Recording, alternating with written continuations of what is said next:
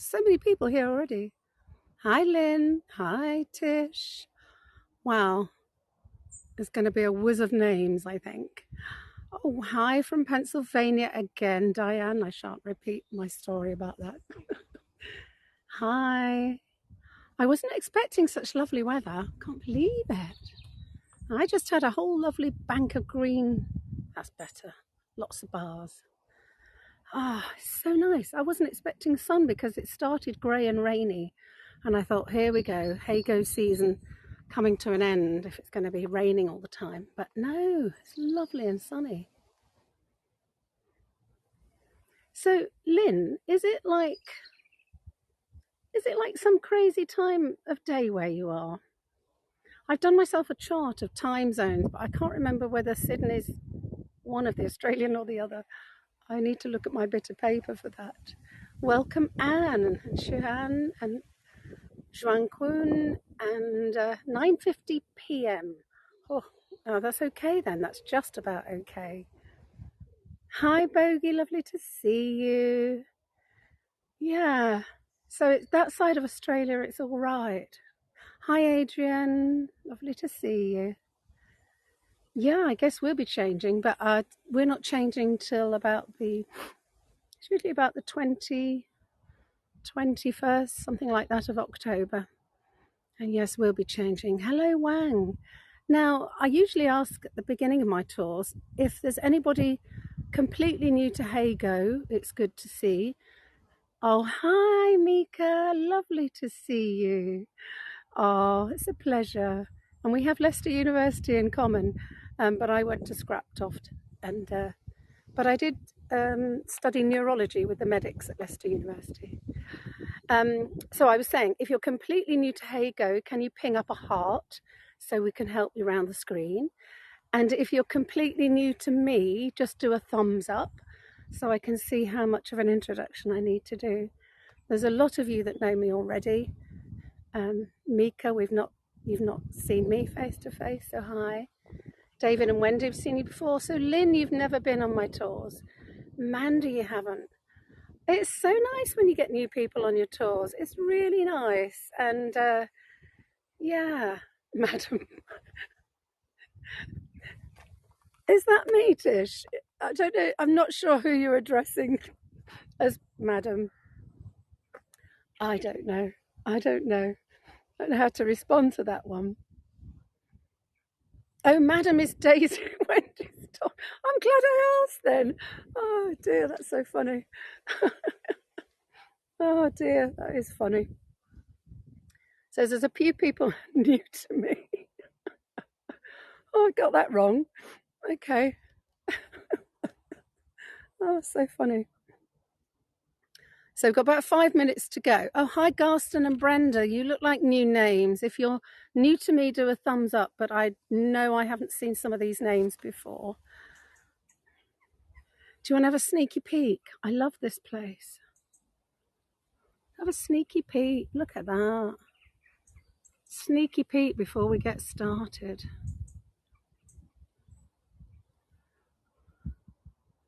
I know, and it's so old.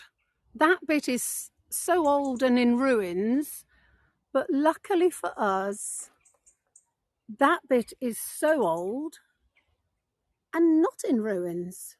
We're going to go inside there, and it's just lovely. So there's your sneaky peek. Welcome, Shirley from Reading. I am a delight. Oh, that's very kind, Tish. I just get a bit carried away with myself sometimes. Maybe I'm over enthusiastic. Oh, look, a crocodile's just joined. Oh, that's scary. I wonder where the crocodile is from. Snap him up. Where are you from, crocodile? That's quite funny. Or crocodile, maybe. Perché è crocodile? Non so. Hi, Becky. I know you're not new to me. Oh, I'm going to get run over by a car in a minute. I never know how early to... to join these tours. That car came right up to my right leg. I cannot believe it. I'd like to show you how close it was, but I don't think I will. So I never know how early to start the tours because I feel like you're all just sitting waiting, and we have only got another 3 minutes. But it is nice to say hello to everybody steadily as you join. Thank you, Isabel. It's very kind. Also, sometimes, you get that people jump in and just do the 1 minute view. So, I mean, maybe if they're doing the 1 minute view to see what they think and they see that, then they'll join us. You never know. And people like a chat. I agree, David and Wendy. Okay, yeah, well, we haven't actually started yet, Brenda, so I will tell you exactly where we are in a wee while. 3 minutes to go. I know, Lynn, I know you've had struggles with all sorts. It is tricky. My very first tour I had to completely abort because there was absolutely no signal. And I had done a test of parts, but not all. It is tricky, very tricky. But Brenda, we're on the south coast of England. I live in Worthing. So we're near the south coast, and our nearest place is Chichester. Hi, Aviva. We still don't know where Crocodile is from. He tickles me. I'm actually getting quite warm with the sun on my back. It's surprising. It's not the day I was expecting.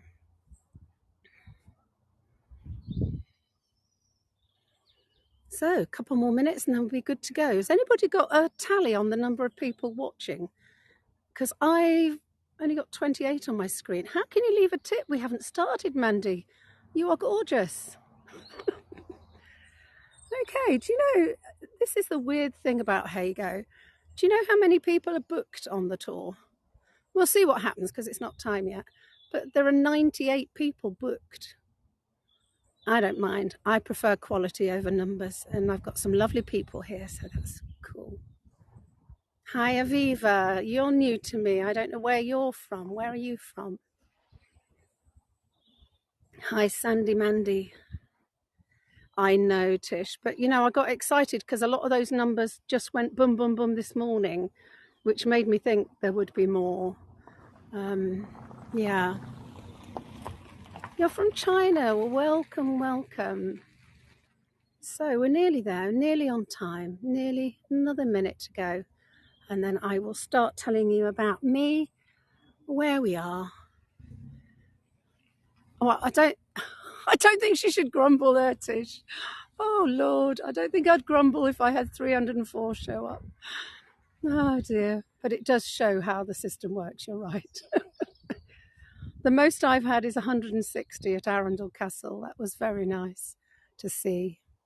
I think I actually appeared on the most popular tours of the day, which was unbelievable. I don't think that'll happen again, but that's fine. Hi, G. Hello, Crocodile. Nice to see you. Okay, I think we're good to go.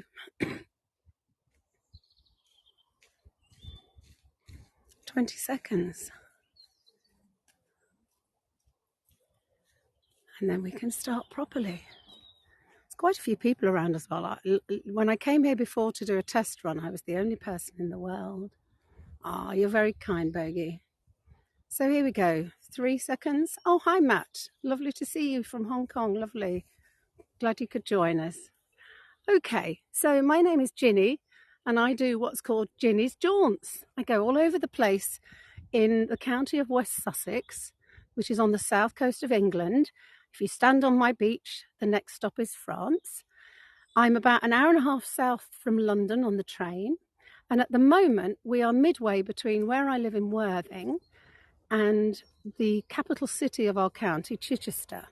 And we're in a very tiny village called Boxgrove. And in a minute, we're going to have a look at this priory building.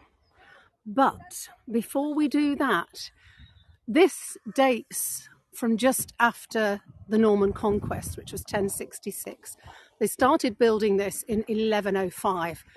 But I need to take you, before we go any further, I need to take you way much further back than that, because we are going to talk first about some interesting archaeological remains that were found nearby in a place called Eartham. And this is why my title had on it about heidelbergensis man. Now, at the moment, I can't seem to load my images, and I don't know why, because I've got full bars, I've got full connectivity, and I can't load my media. Don't you love when that happens? Okay, so we can't load it at the moment. I will try in a minute. Thanks, Becky. So, in 1982, they were excavating a quarry near Eartham. And the first thing they found was some flint tools. They found an awful lot of flint tools, and those tools were over 500,000 years old. And then in between 1993 and 95, they found some human remains. And those human fossils were the oldest ever found in the UK. And they are of a human, but he's called Homo heidelbergensis. So that's way before Homo sapiens, which is what we are. They reckoned he was about 5'10", and that he weighed about 12.5 stone. That's 80 kilo. And they also found some animal bones. They found the oldest specimens of a great auk. And from that, they've been able to work out that at that time, this was actually where the coastline was. And if you go on to the University College of London's website, they have a whole section on the Boxgrove project where you can find out more about heidelbergensis man and the nearby flint knapping that went on and the tools they made. My daughter studied archaeology and she did a section on this. And apparently nearby they were making flint weapons on an almost industrial scale, a phenomenal scale. And again, if I could get my images up, I could show you some of the tools that they found. That's really weird. Okay, I have some lovely images which won't show. So I shall try and show you them when we get inside later. So we're now going to move on to this priory. Now, what we're looking at the moment, hi Lily, hi, is the remaining shell of what would have been the priory guest house. It was a Benedictine priory. There was a monastery, and that was the guest house. And it would have been connected at one time to this church. So we're now going to go in and we're going to go around the edge and see what we can find in the way of remains of the monastery. Now, there has been a religious building of sorts on this site, was mentioned in the Domesday Book. So we know that it goes back as far as that, but we know that they started building this. I'll just show you the information board because you might like to keep that till later. Didn't think of that. So here we have the information board. So it's founded in the 12th century, but actually 1105. And it was a branch off of a group in Normandy called the Laissez Abbey. And it was a group of them who came over. And at first, they were responsible for a small school and an almshouse. So that's Boxgrove Priory. It's actually owned by English Heritage. And all this is free to just wander around, which is lovely. So we're going to walk very slowly around here, and I will show you some really pretty remains of the old priory wall. If we go round through this little garden gate, I've got so much sun in my eyes. The history is amazing, Aviva. You know, the history goes back further than that because of course we have Roman remains. Thanks, Becky. We have Roman remains around here. So our history goes way back. And obviously with that skeleton they found, you're talking, 500,000 years ago. So here we are. We're going to walk into this garden, which has been here since the 12th century. Well, we're not going to walk into it. I just want to show you this nice view of how it would have looked when it all connected up. So you can imagine that would have been cloisters and a walkway to connect up to the rest, which is now in ruins. So it's actually really rather beautiful, very old building. Let me just see if I can get my images again. I'm not sure what's going on with that. Isn't that typical? The day that you really need to show images of a 500,000-year-old man. Never fear, because I've got the images in my bag, so we can always have a look at those in a minute. So we're now walking into the churchyard, and you now get your first shot of the end of the church. So as I say, this is a Norman church because it was built not long after the Norman conquest of 1066. And this is a section I really like. Thank you for following, Sandy, and welcome to all those just joining. Now look at this. Unfortunately, they've filled it in, but this would have been beautiful archways and part of the original priory. But it stops there, and it's all crumbling away here. But it's all rather beautiful. I find it all very sort of, I don't know if romantic's the word, but you know what I mean, sort of mystical and romantic. And I love this bit, which is all on its own, a one solitary arch. Let me zoom back out so that you can see that. Beautiful archway. Again, not connected to anything, sadly. Standing all alone, but beautiful. So, this is still used as a church, but the history does go as far back as the priory itself. So just wait a minute to go in through the doors. So here we go. Somebody want to knock on the door for me?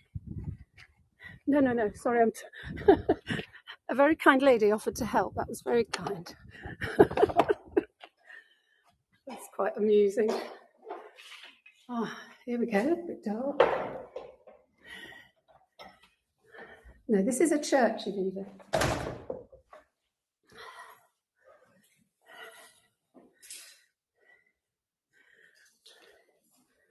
I'm going to step down here quietly. Just check out how many people are here before I start talking too much. Oh. And if anyone could just tell me if the signal drops and you're not getting the picture. It's quite important to know that. Oh, I smell like candles have been lit. So, just want to give you your first shot of something that I think is really beautiful, and that is the ceiling. So are you ready to go up to the ceiling first? Look at that ornate ceiling. Just beautiful.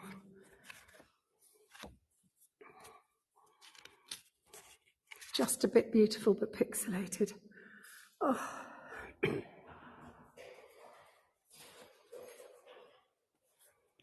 So I'm just going to, thank you.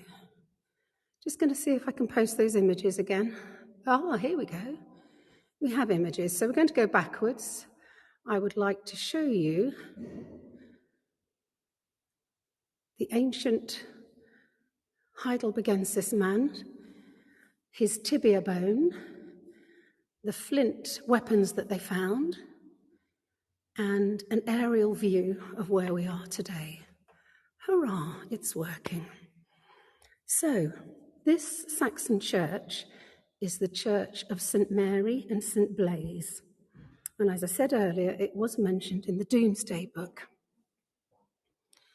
And in 1160, there were only 16 monks here. That's not very many. And some later additions to the building were built in the 13th century. And there was a prior's lodge and the guest house. And in 1537, with the dissolution of the monastery, Henry VIII clamped down on papacy and Catholicism and closed them all. Good, I'm glad we've got good signal and good picture, because I really want to show you this amazing... Is something about to happen, may I ask? Oh, I will not film while you're there. It's okay, thank you. Gentleman is about to do special prayers there, so we'll go at the other end and have a look down here first and leave him for a little while. So the first thing I'm going to show you is a very new addition, and this is something that is on the floor. I don't know whether you can see this. We've lost the signal again. This is called the labyrinth, and it's set into the floor, and the idea is that you walk around, find your way around the labyrinth in a kind of mindfulness exercise, really, so that you walk around. Yes, we will find that in a little bit, Aviva. I just want to give the gentleman his privacy with his prayers. And here we've got a memorial to the soldiers who died in the Second World War. Maybe you were referring to this. This is a little organ. How lovely is that? Tiny, tiny organ. So it's not a piano. It's a little organ. And here we have the font. Oh, lovely, Becky. That's nice to know. I mean, you have to look at the detail, really. Look up there. Little gallery, and there is a bell up there. And I think the amazing thing about coming in these buildings is the detail. It's the tiny things that are just amazing. I can't get over that ceiling. Just can't get over that ceiling. Can you imagine that being hand-painted? You know, that's older than medieval. It's just amazing. So that's our labyrinth. And we've seen the war memorial. And up there's another gallery. It's a place where you can go and view from. In much bigger churches, of course, it ran all the length of the church. And there's a beautiful stained glass window, which I'll zoom in for you.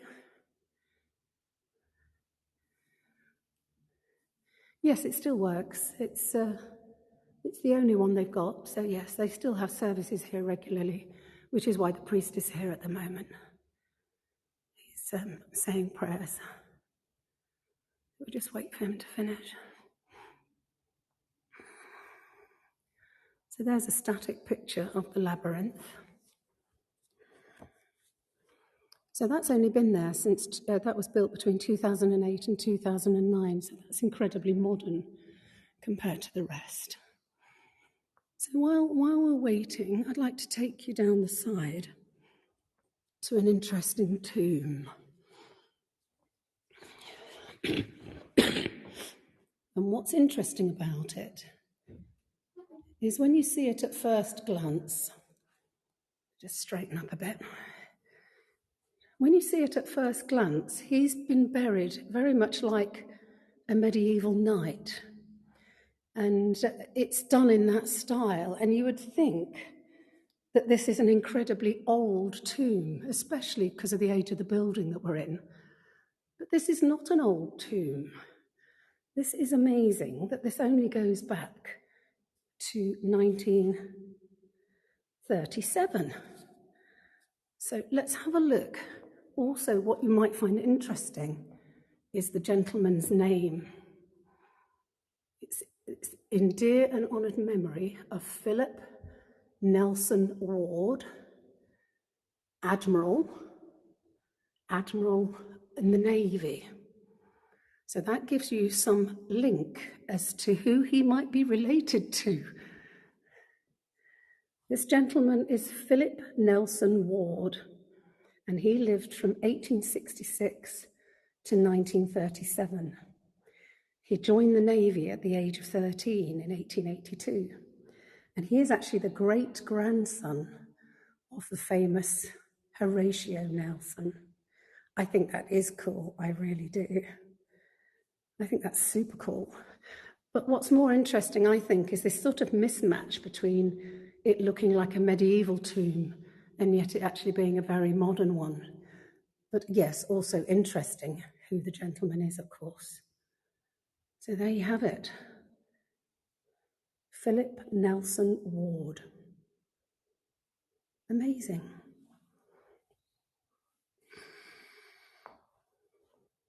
So we'll come back into the main section. So this beautiful scene, I want to show you up above where there's these lovely pillars, you know, the upper windows, which again I think is quite an amazing piece of architecture when you think of the time this was built. And I'll just show you that ceiling once more. I'd like to zoom in on the ceiling just to show you some of the detail of the painting.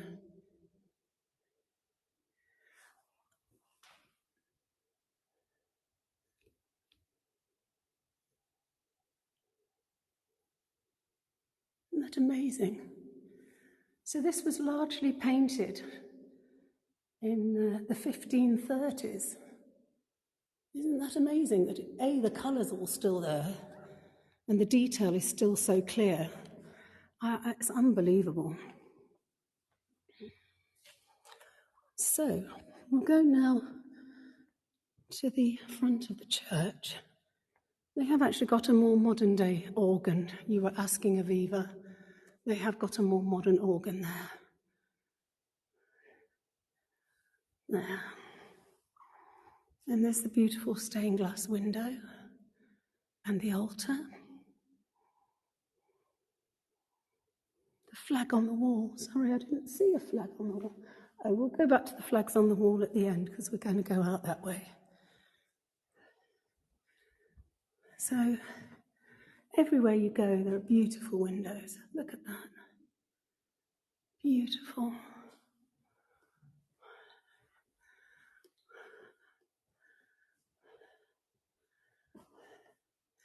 Now, this is an interesting window.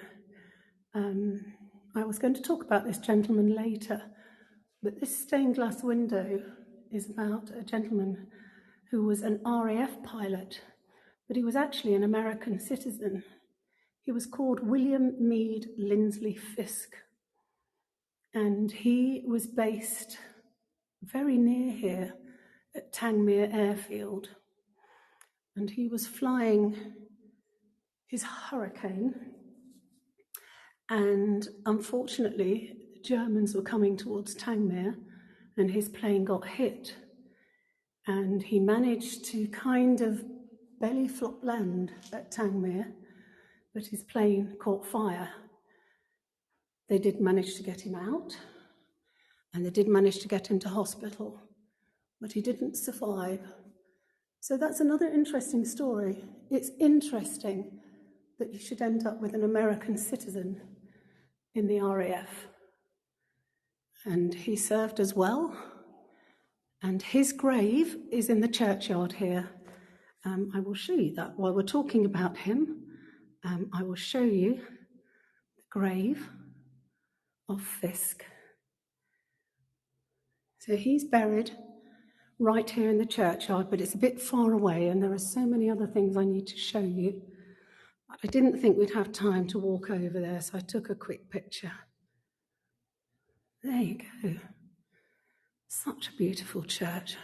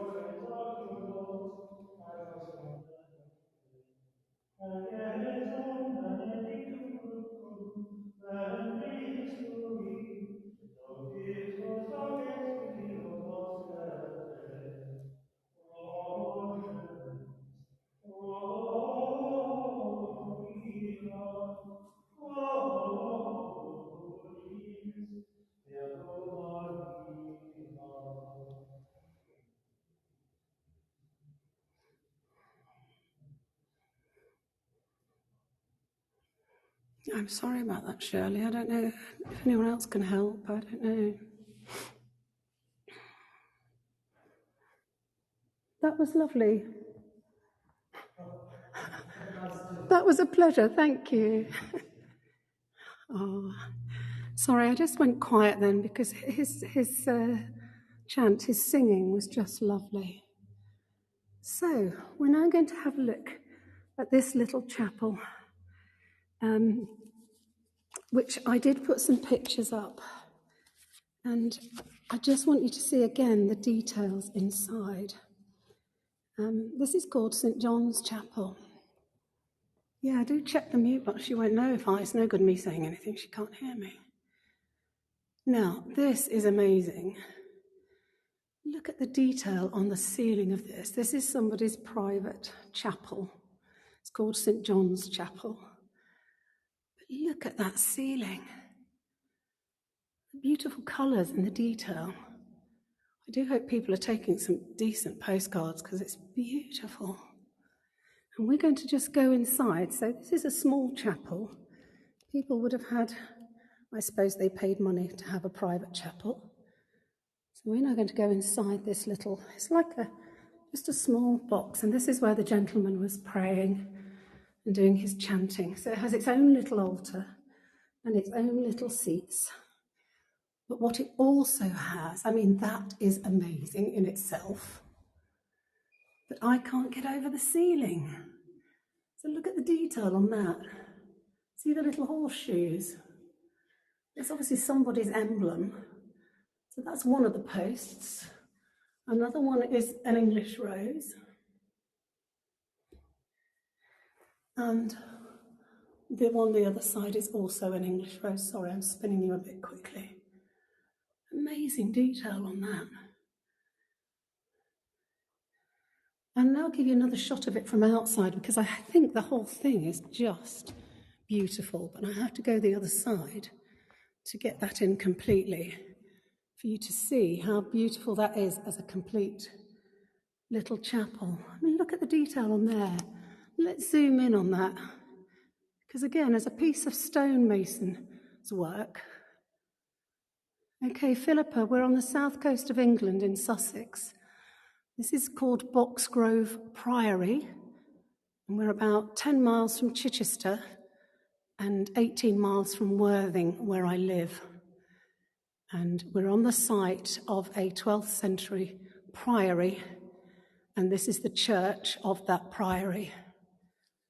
And this is a private chapel called St. John's Chapel, which I think is just beautiful.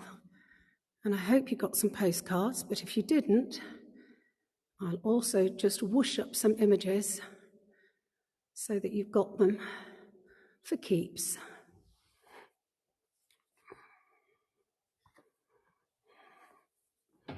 So we're going to work our way down to the back. Whoops, I didn't know there was a little step there. Could you tell? Oops. Thank you, Tina, that's very kind. The whole building is amazing, Denise. There you can see the labyrinth again. There you go.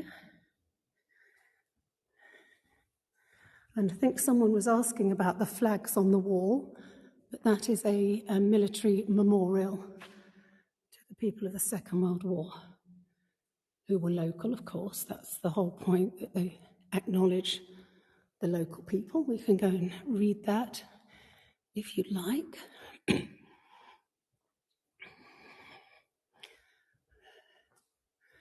So what they've done is they've listed all the people who were local. It's the roll of honour of Boxgrove Priory. As it says there, to the glory of God and in proud memory of the Boxgrove men who died in the First World War. And then underneath that, they've added also in loving memory of those who died in the Second World War. And we've got some poppy wreaths either side. That one's from the Royal British Legion. That one is anonymous. So that's what the flags were about. So we're going to take one last long shot at the middle of the priory, and then we're going to go back outside. I'm not sure whether we probably can go out this sneaky back door. Because also just here, I don't know whether this will show up very clearly, but this is kind of the best thing that you can see, because what they've done is they've made a model of what the priory would have looked like. So there is the end of the present church, where that white arrow is. That's where we're inside that at the moment. And it all connected up. And then there was an extended monastic church next to it. And I don't know whether you'll see through the roof because it's very dirty, but that is the rest of the priory behind it. That's not the case, Wendy. Where I live in Worthing, we have got a big memorial to the Boer War. And I noticed on a tour in Leicester this morning, or was it yesterday, she also had a memorial to the Boer War. So they are around. They're not forgotten, or not at all. So there's a model of what would have been here in the 12th century. Hi, Joe in Leicester. Lovely to see you. Yes, you see, we've got Boer War memorials in a lot of places and other memorials. If you go around Portsmouth, there's various different ones as well. So that's not very clear because the glass is not clear. But that is what the priory and where the Benedictine monks lived, that's what it would have looked like. So we're going to go out this rather lovely old little doorway here, back out into the sunshine. Welcome, Lee, if you're just joining us. So we're now around the back of the wall that we looked at earlier. Oh my goodness, Becky, unheard of. And we can look at this section that would have connected. It's part of the graveyard, Ruby. It's the graveyard of the church. But we're looking now at the old ruins of what would have connected the church, like we saw in that model, would have connected the church to the rest of the priory, which we'll go and have a look at in a moment. But yes, this is it. I will just show you briefly. I don't like to dwell on it, but why is there no one there? Well, we're kind of in the middle of nowhere. It is the end of September, and it is Monday. Is it Monday still? It's still Monday. I don't think Monday's a very big day for going out. All the schools are back.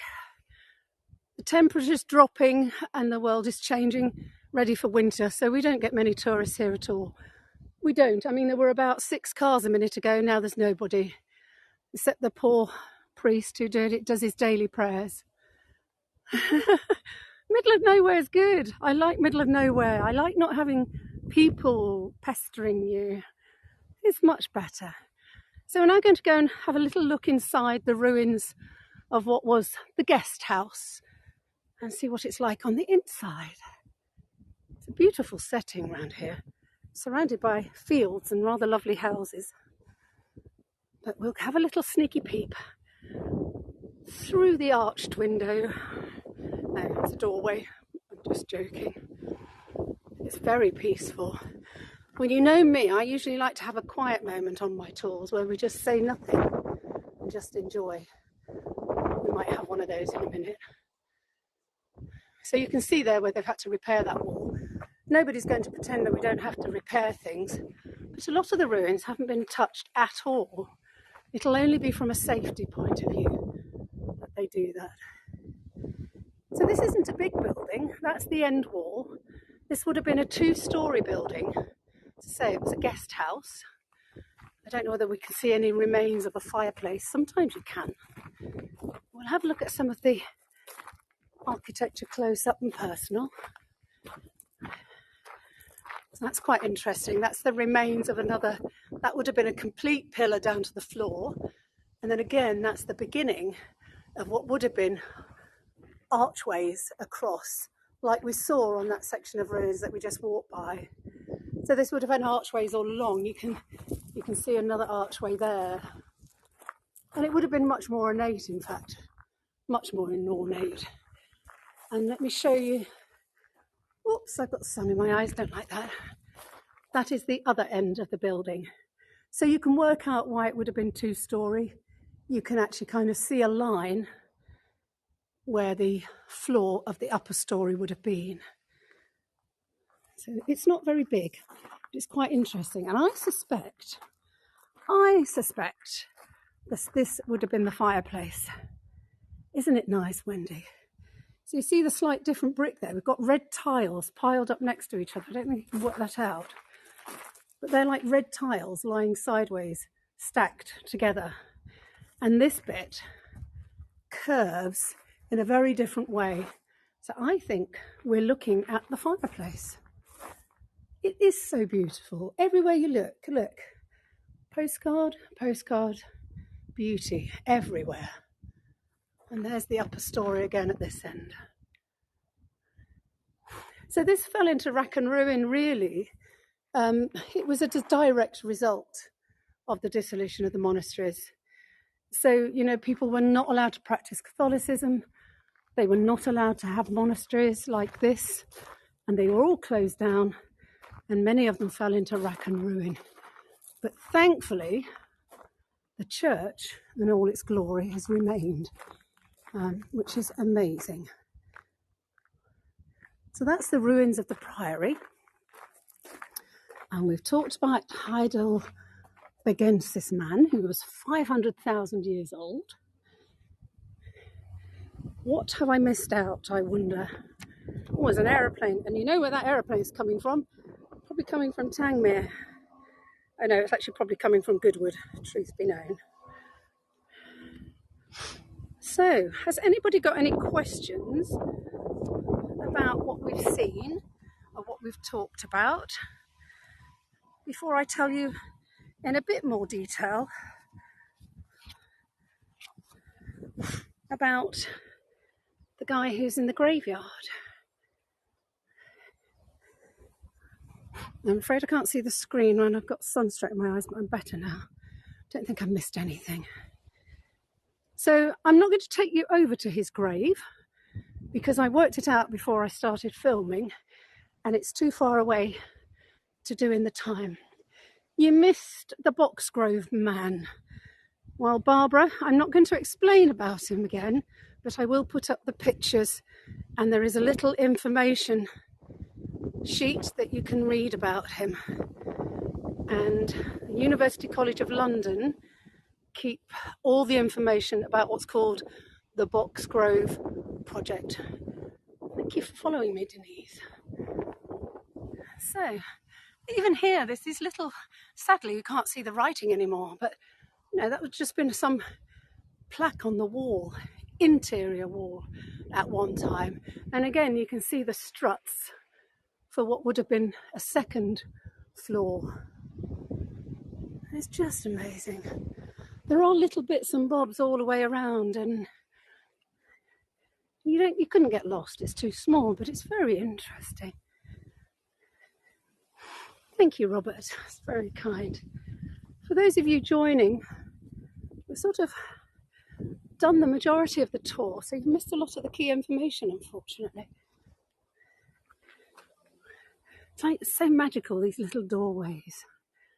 And there's even a section of wall here, but you can hardly pick it out. So clearly it would have been a much, much bigger site, but I think it's been a pleasure to show you what there is today. So if we've got a little bit of time, are there many Americans on board? Would you like to go and see the grave of your American citizen that flew for the RAF in the Second World War?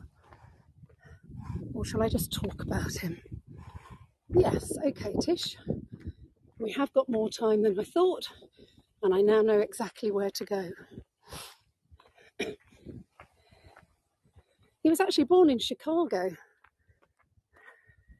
Oh, well, he was born in Chicago in 1911. And his name is Billy Fisk. Well, we should call him William, really. I've never liked walking on graves, I'm sorry. I feel quite peculiar. Ooh la la. You might want to stop and look at some. Clearly some of these are very old. Welcome to those who are just joining us. And I'm sorry I'm walking quickly because I'm a great one for advising other guides to go slowly. And I'm marching like a fast one. Oh, I'm not going to go into everybody's tombstones. It would take us a year. We're just going to look at one particular one of an American citizen who fought and died in the RAF in England. So, why have I lost it all of a sudden? Why have I lost it? Have I lost the plot and come to the wrong section altogether? I think I have. Back we go.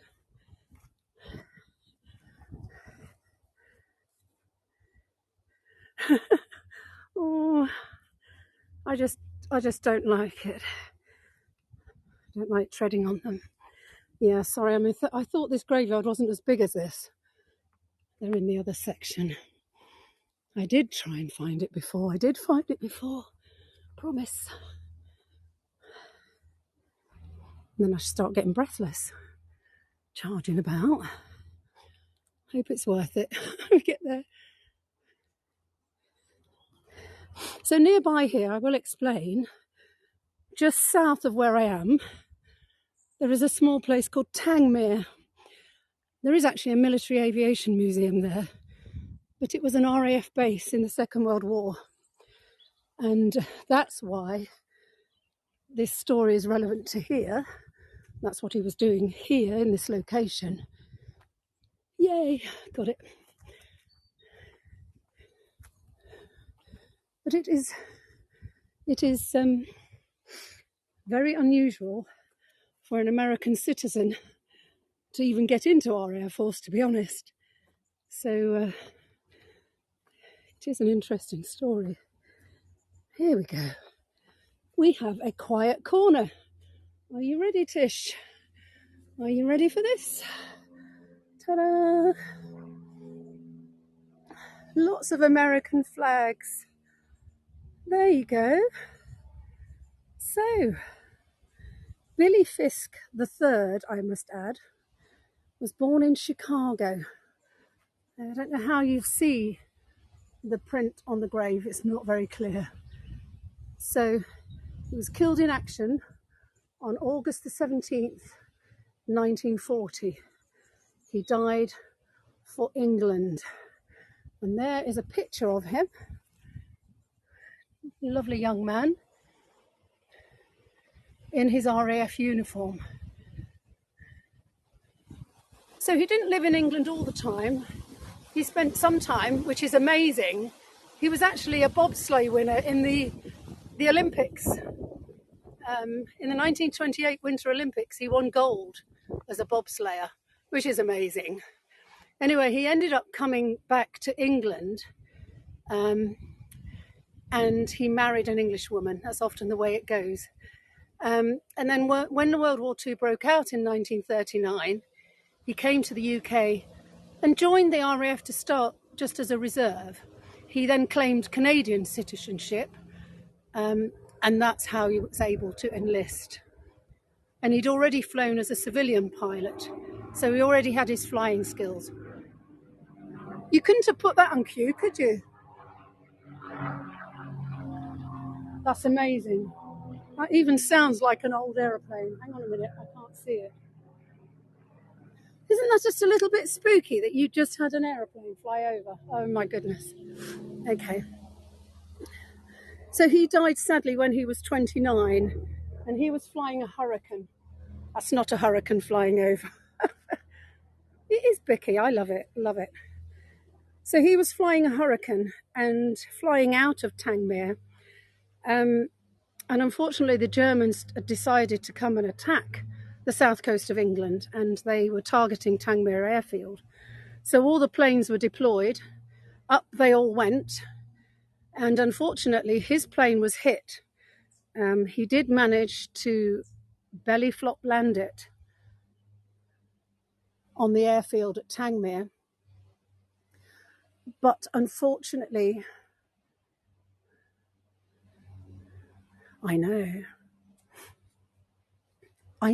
isn't it? Oh, don't. So let's start again. I lost my plot now. He's saying such interesting things. So he did belly flop at Tangmere, but then sadly, as often happens then, his plane burst into flames. They managed to get him out and get him to hospital, but he only survived for 48 hours.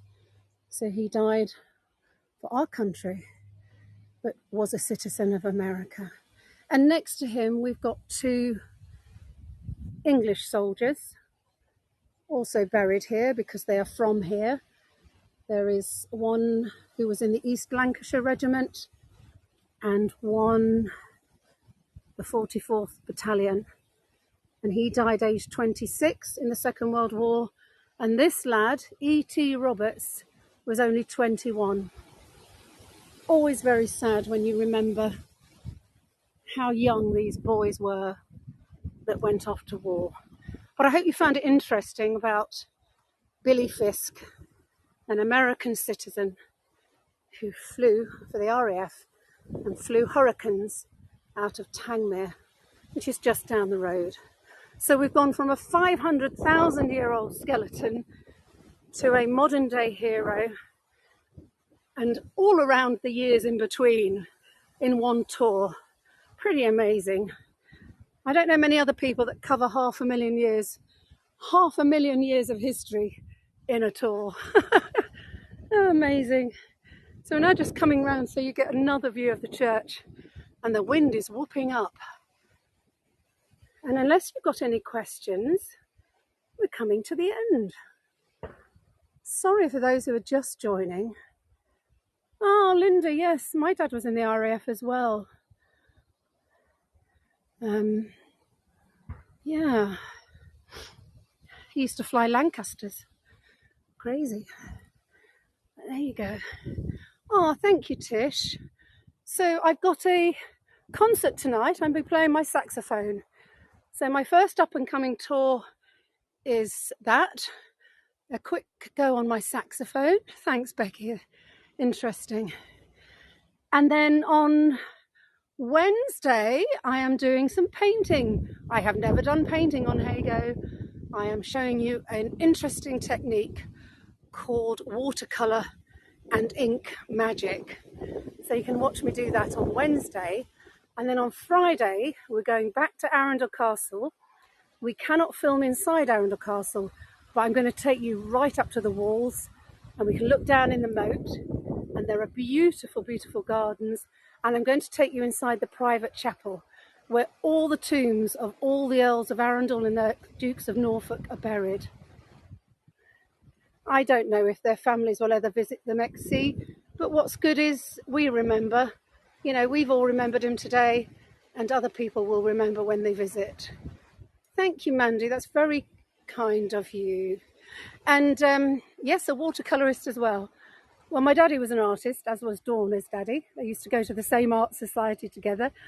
I spent my life thinking I wasn't good enough because he was brilliant. But I have found this interesting technique everybody can have a go at. It's quite fun. If you watch it, I swear you'll want to go away and have a go. It's just amazing. And so Friday, then we're back at Arundel Castle. So I hope you can join me at some point. I haven't decided about October yet. I only do 1 month at a time. But if you check out my channel, if you follow me, you'll be able to see the different sorts of things that I try to deliver. Mixture of history, music, and now a bit of painting. Who'd have thought? So I'm going to say bye-bye. Thank you, David and Wendy, and thank you to those that tipped while I was blabbing away. I didn't go unnoticed. And thank you so much all for joining me. It's been fun. I think it might be going to rain. Knew it was coming. You take care, Dorna. Bye, Bogey. Lovely to see you again. Thanks, everybody. Take care. Bye-bye.